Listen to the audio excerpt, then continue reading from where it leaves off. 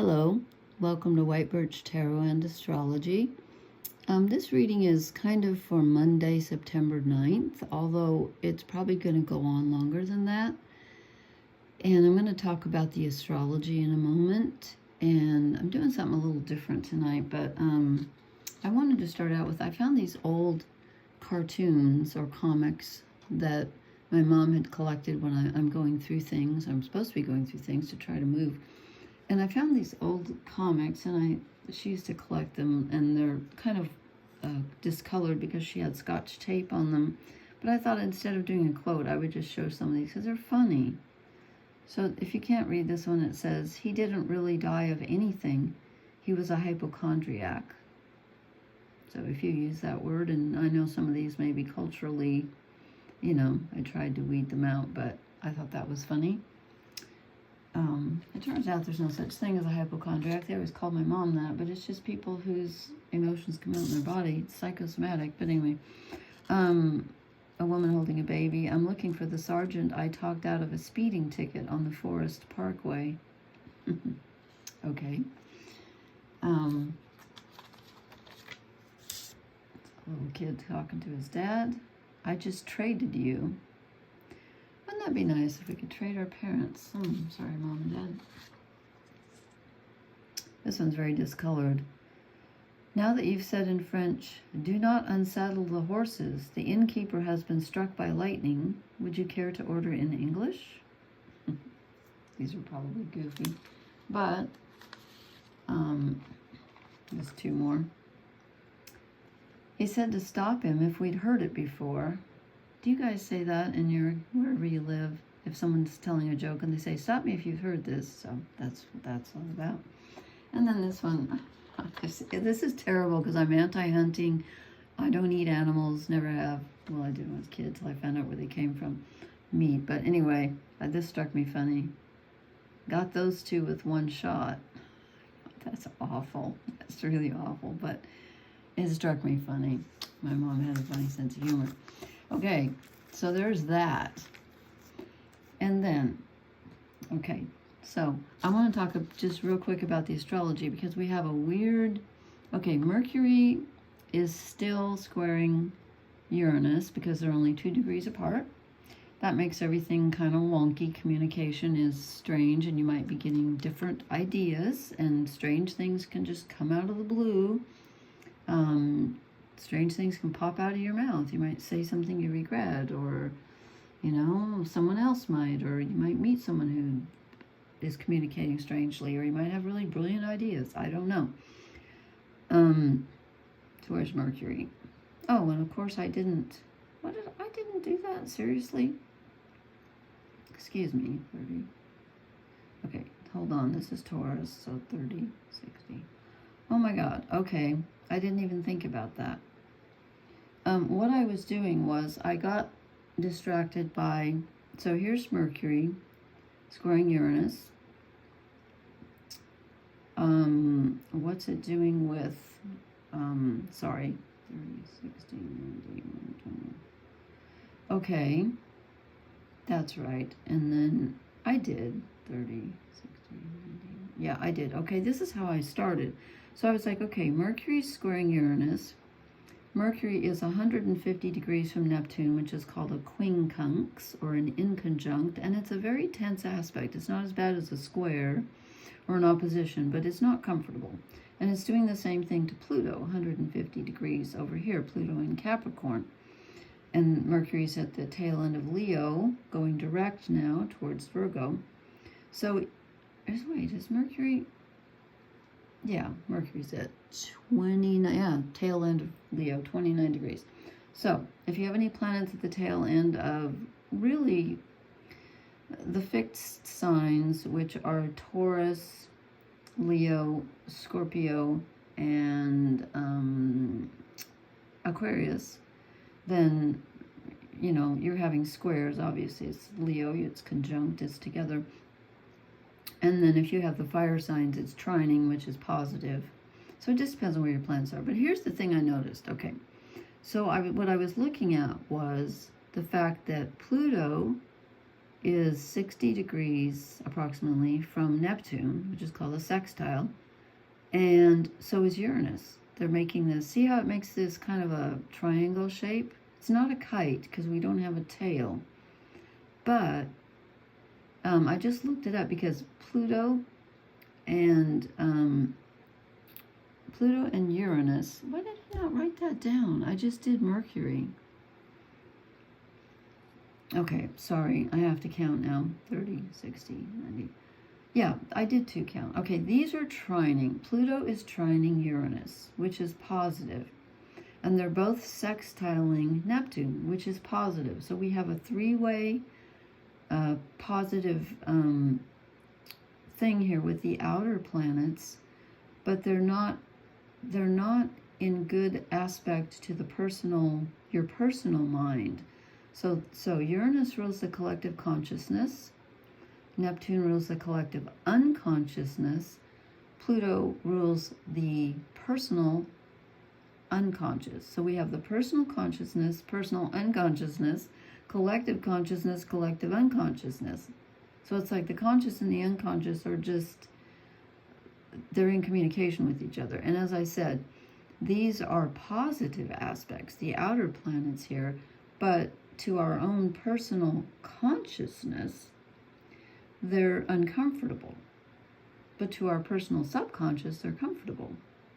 So something's going on like underneath the surface that we, like consciously you might be feeling confused, depressed, anxious, whatever, but subconsciously there's some work going on here that needs to be done. So I thought that was really interesting. And also I seem to have a new addiction, which is really not good, which is ordering things online when I'm sorry, this is not supposed to be in the background. And there goes my pillow on the floor. Sorry, this is kind of an impromptu. Oh, I just dropped my sweater on the floor. That's lovely. I hate that because the floor is dirty. I never used to think of floors as particularly dirty until I married my husband, who would never put his bare feet on the floor. And then I said, why? And he said, think about it. You walk outside with your shoes and someone could spit in the street, or you don't know what's in the street, and then you come and bring it in. And that grossed me out. So now I do think of that. And if I ever move, I'm not going to let people wear their shoes in here. Anyway, that's enough about that. I'm going to bring this up closer so you can see. So what I did was I ordered these. These are not tarot cards. This is a deck of playing cards. I could not resist them because I'm a big David Bowie fan. And it was a deck of David Bowie playing cards. So I got them last night and I thought, now what am I going to do with these? I don't have anybody to play cards with. So then I thought, you know what? I'm going to do a tarot reading with them. So I pulled the cards and then I thought to myself, there's no major arcana. So, but anyway, I will get to that because it makes sense to me. So I made hearts, cups. Diamonds are, let's see, what did I write down? Diamonds are swords. Spades, we call these spades. I don't know if you guys use the same in wherever you live. Spades are earth or pentacles. And clubs are wands, fire. And then I drew some cards last night thinking about, let's pretend this is a tarot deck, forgetting, of course, that there's no major arcana.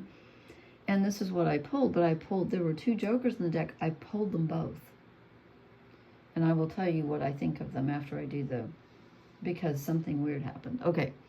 And these cards are not great because they're not glossy and they're a little bit darker, the pictures. But there's some pictures I'd never seen of David Bowie, and I think that was interesting. So I started off with, see, the picture's not really clear. They're not perfect, but that's okay. They were cheap. I start off with the 10 of Wands, which we keep getting over and over and over, which means that we're carrying too much. Life is too heavy. And there's something that we have to drop. We cannot continue carrying everything that we're carrying and trying to do everything that we're trying to do, right? Then I pulled, and I made this earth, spades. I pulled the 2 of Pentacles, which is choosing. Now, if you'll remember the last time I did a reading a couple days ago, I got the Two of Wands, but they were both pointing, it didn't matter which one you chose, they were both pointing in the same direction. And I said, you're focused on something, and it doesn't matter which path you take to get there. Well, the Two of, and I made this, Pentacles, the Two of Pentacles is kind of juggling. So again, I feel like it's telling us that we are going to need to make a choice. But the important thing isn't so much which road we choose or which choice we make, it's how we react to whatever it is that we choose. However we choose to walk, it's how you walk the path, not which path you choose. If that makes any sense. That's what I'm getting. It's how you behave, regardless of which choice you make. Then I drew the Four of Wands, because I made clubs wands. And this is stepping into a new dimension. Okay, this is leveling up. This is a higher thinking and stepping up a dimension. So whatever path you choose or whichever choice you make, it's going to, unless you sit there and, you know, sometimes not making a choice is a choice, but I don't know that that's going to get you there. Maybe it is. I don't know. But the Four of Wands is the 1111 card. It's about moving to another dimension. So we're making a huge leap. And I know that keeps coming up, and then we're like, where's the leap? Because it's a process. And we are evolving, but there's a big change happening, but it's going to take a little while, but not as long as you think. I think next year is going to be really, really important, and lives are going to change. And I think in a positive way. I mean, not everything's positive, but... So then this would be the Nine of Cups, because I chose hearts to be cups. And this is about when you do choose, and the thing that will level you up to the next level is you have to do whatever is near and dear to your heart. What is emotionally fulfilling to you? You've got to get that firmly fixed in your mind. Hopefully all of these aspects that are happening that are affecting Mercury, are challenging Mercury, hopefully it's being kind of like wrestled with in your subconscious. Pay attention to your dreams. I've been having very interesting dreams, because this is all about finding out what you really want and need. What will really make you happy? Because I'm not sure we know right now. Then I drew, there were two jokers in the deck, and I drew them both. So I was like, okay, before I chose them, I forgot there were jokers in the deck because I shuffled the deck.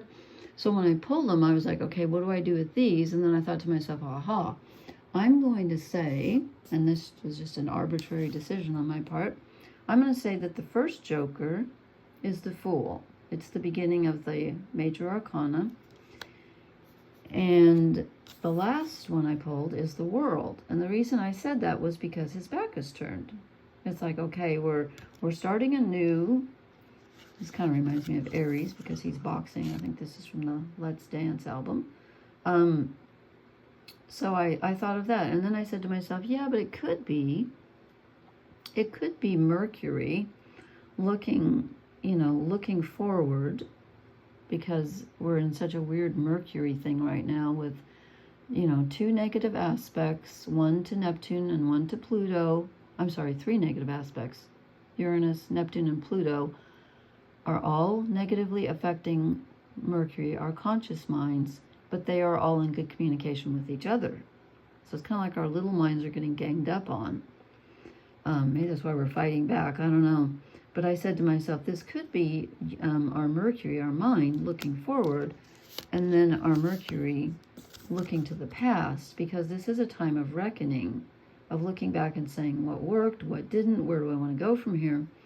But my first thought was, oh, this is the Fool, and this is the universe, because this is the beginning and the ending. Now, why did I think that? I don't know. It just struck me that way. Then I said to myself, when I sat down to do the reading, I said, it's really not fair, though, to do a tarot reading with no major arcana. So I picked up the Welsh mythology deck, and I started going through it. And I was going to pull out all 21 of the major arcana, shuffle them, and choose 2 for overall energy cards. Well, I didn't need to pull them all out because look what I chose the first 2. Look what the first 2 are that came out. The Fool, which is 0, which I was thinking this one was. I got the Fool. And then the second one I pulled was the Universe, 21. It's usually called the World, which is what I thought this one was, which validates exactly what I thought, the beginning and the end. So again, and I know I keep saying this, and so do other readers, something major is closing out. A cycle is closing out. And I think, for me, you know, a lot of the outer planets are towards the end of the signs, so that's closing out. I think that especially Pluto moving back into Capricorn for the last time until November 19th or 20th or whatever it is, then it moves into Aquarius. I think that is so, so major because Pluto is the slowest moving planet. And Uranus and Neptune are retrograde. Oh, they're all retrograde. And Pluto, they're all retrograde. Okay. Anyway, I think it's the outer planets, especially Pluto, because Pluto's changing signs. I told you it went back into Capricorn. When was it? Just at the beginning of September. And then, as I said, it goes direct on November. Wait, does it move back into Aquarius? I think it does. Oh, I wrote it somewhere. Oh, heavens. Why can't I keep track of my stuff? Does it go direct on this? I keep thinking I was going to look that up. I did find out last time, or a couple times ago, I said that the constellation of Aquarius is one of the oldest constellations in recorded history. Then I said to myself, I wonder what the oldest one is. So I looked it up, and guess what? It's Taurus. That's just interesting. Because I have read books that have suggested that we had a female-centered, goddess-centered society when we were in the age of Taurus, which was like, what, 4,000 years ago? Or would that be 6? It goes backward. Well, I can't do math tonight. Did I write down? No, I didn't. I do know we're having a lunar eclipse on the 17th of September.